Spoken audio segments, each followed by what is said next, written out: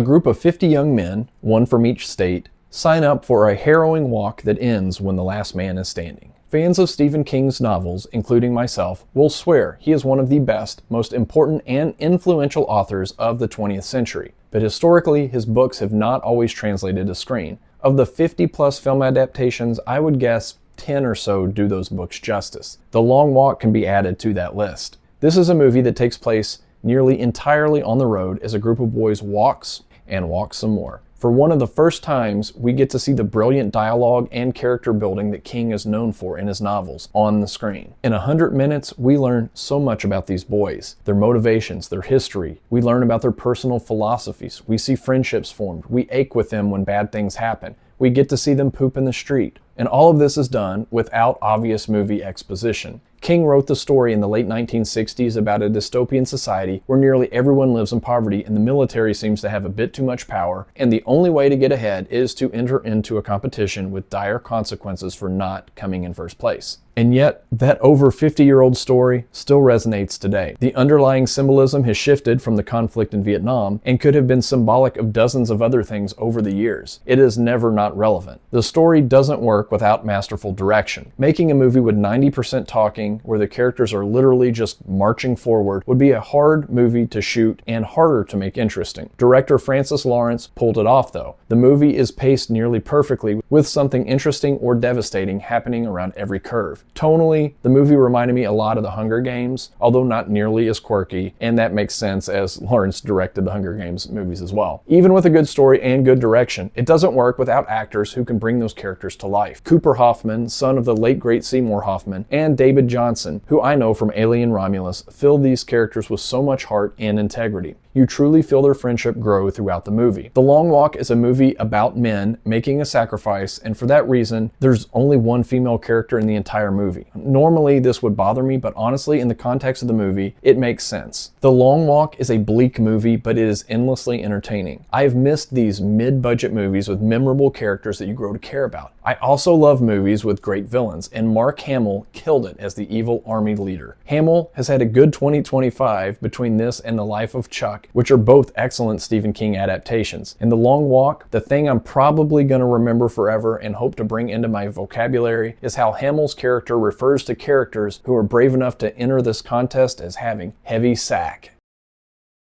Bucket hats, crying in the middle of the highway, mean military men, walking down the center of the road, walking at night.